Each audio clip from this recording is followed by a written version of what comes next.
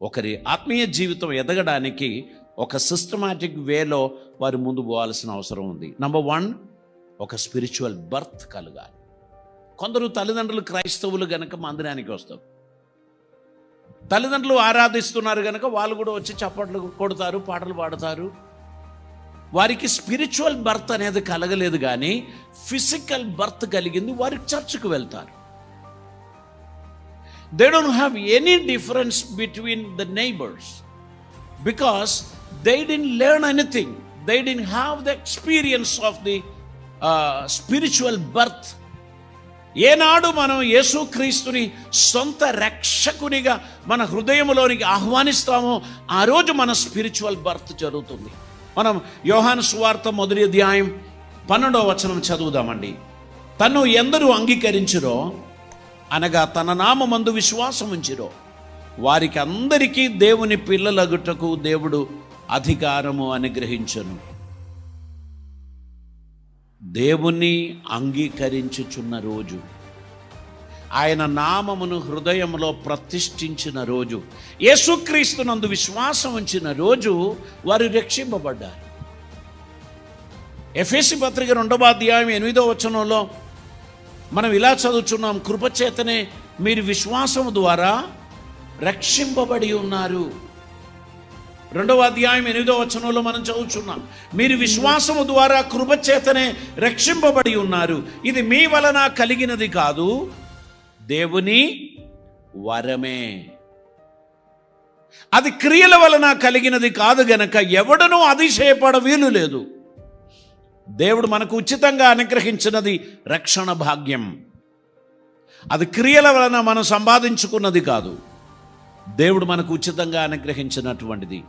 ఈ గొప్ప రక్షణ, ఈ గొప్ప భాగ్యం మన జీవితంలో అనుభవించడానికి ఆయన మనల్ని సిద్ధపరిచారు. దేవునికి స్తోత్రం.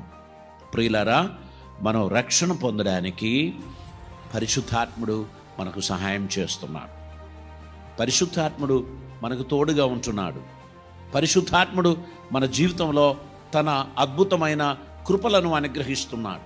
యోహాను సువార్త 3వ అధ్యాయం 3వ వచనం మనం చదువుతున్నప్పుడు యేసు ఆ యూదుల ప్రముఖుడైన నికోదేముతో మాట్లాడుచున్నప్పుడు ఈ మాట తెలియపరుస్తున్నారు. 3వ అధ్యాయం 3వ వచనం. అందుకు యేసు అతనితో, ఒకడు కొత్తగా జన్మిస్తేనే గాని అతడు దేవుని రాజ్యమును చూడలేడని నీతో నిశ్చయముగా చెప్పుచున్నాను. ఒకడు కొత్తగా జన్మించడం ఏంటి?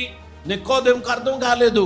ఆయన అంటున్నాడు, అందుకు నికోదేము ముసలివాడైన మనుషుడు ఎలాగు జన్మించగలడు? రెండవ మారు తల్లి గర్భమందు ప్రవేశించి జన్మింపగలడా అని ఆయనను అడిగాడు. అందుకు యేసు ఇట్లా నేను, ఒకడు నీటి మూలముగాను ఆత్మ మూలముగాను జన్మిస్తేనే గాని దేవుని రాజ్యములో ప్రవేశింపలేడని మీతో నిశ్చయముగా చెప్పుచున్నాను.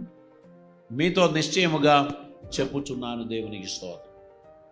ఇక్కడ నికోదేముతో ప్రభు చేయుచున్న మాటల్లో ప్రభు సంభాషిస్తూ ఇలా చెప్తున్నారు, నీవు నీటి మూలముగాను ఆత్మ మూలముగాను జన్మిస్తేనే గాని దేవుని రాజ్యంలో ప్రవేశింపలేవు అని నిశ్చయముగా నీతో చెప్పుచున్నాను.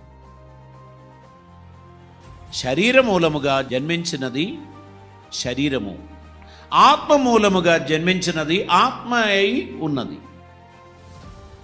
మీరు క్రొత్తగా జన్మింపవలనని నేను మీతో చెప్పినందుకు ఆశ్చర్యపడవద్దు. ప్రభు అంటున్నాడు, దేవుని వాక్యం ద్వారా, నీటి ద్వారా, పరిశుద్ధాత్మ ద్వారా జన్మించినటువంటి ఒక అనుభవం మన జీవితంలో కలగాలి. మనం ఆత్మీయమైన పునర్జన్మ లేక తిరిగి జన్మించడం మనలో కలిగినప్పుడు మనలో ఒక పరివర్తన ప్రారంభమవుతుంది.